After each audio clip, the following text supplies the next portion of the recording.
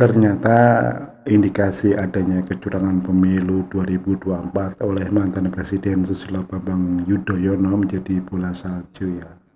Tapi bukannya publik mendukung pernyataannya tersebut, justru sekarang ini publik langsung membuka data lama. Bisa dipastikan ada siklus SBY 10 tahunan.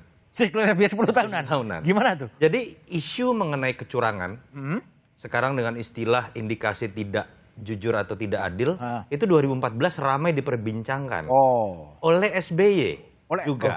Perbedaannya dulu beliau merasa menjadi tertuduh, sekarang beliau yang tanda kutip memberikan tuduhan. Entah kepada siapa, kita masih berdiskusi mengenai. Pengamat politik Yunanto Wijaya mengatakan bahwa ada siklus 10 tahunan Presiden Susilo Bambang Yudhoyono soal kecurangan pemilu. Mantan Presiden SBY menuduh bahwa pada pemilu 2024 terindikasi adanya kecurangan. Nah, pastinya juga ada agendanya apa sebenarnya SBY mengatakan begitu ya. Tapi sebenarnya tuduhan dia itu sudah dijawab oleh dirinya sendiri pada tahun 2014 yang terekam juga dalam sebuah wawancara dengan media. Ini emang lucu Pak SBY ini, kadang-kadang ya suka baper-baper sendiri gitu.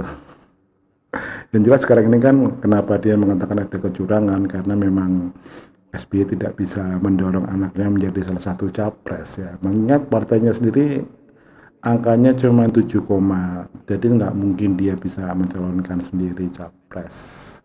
Dan untuk koalisi pun juga agak sulit ya. Sekarang partai-partai kecil kayaknya sudah terblokir juga bahwa mereka lebih baik bersekutu dengan partai-partai besar yang bisa menarik mereka ke gerbong pemerintahan dibanding kalau ikut Demokrat ya. Ini adalah wawancara Yunanto Wijaya dengan Kompas TV.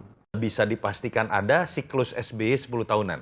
Siklus SBY 10 tahunan? Gimana tuh? Jadi isu mengenai kecurangan, sekarang dengan istilah indikasi tidak jujur atau tidak adil, itu 2014 ramai diperbincangkan oleh SBY juga. Perbedaannya dulu beliau merasa menjadi tertuduh, sekarang beliau yang tanda kutip memberikan tuduhan. Entah kepada siapa, kita masih berdiskusi mengenai hal ini.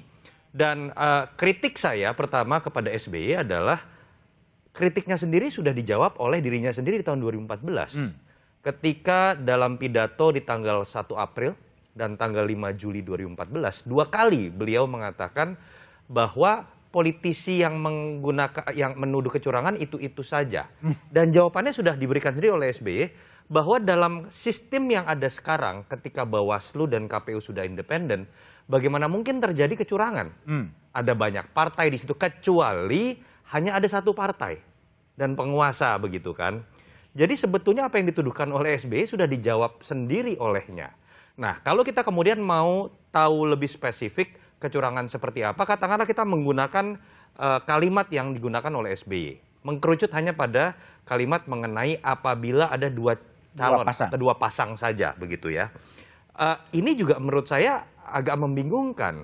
Tadi Bang Masinton sudah sedikit menjelaskan, undang-undang mengenai presidensial threshold yang sekarang juga banyak dikritik, saya pun ikut mengkritik, lahir tahun 2008. Pada tetapi era Pak SBY ketika juga. Ya, saat itu ketika dia sangat kuat, ketika tidak lagi menjadi partai penguasa dan kuat, dan kebetulan anaknya katanya ingin maju, lalu kemudian tiba-tiba berbicara mengenai ketidakadilan 20% dan ingin menjadi 0%. Kritik saya kan adalah beliau sedang berbicara mengenai negara atau berbicara mengenai kepentingan anaknya saja. Itu yang perlu jadi catatan. Yang kedua, kritiknya juga sudah dijawab oleh apa yang dimiliki oleh dirinya sendiri. Dia adalah ketua majelis tinggi partai, anaknya adalah ketua umum partai yang punya hak sama, bukan dengan Bang Masinton loh, dengan Ibu Mega, dengan Erlangga Hartarto.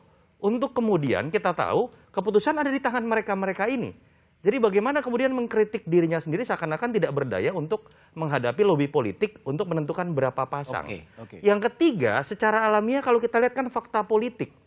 Bagaimana mungkin ada tuduhan bahwa rezim ini, menurut saya ya, melakukan kecurangan menentukan pasangan calon ketika kita tahu Jokowi sendiri dalam rumor politik di partainya sendiri hanya petugas partai.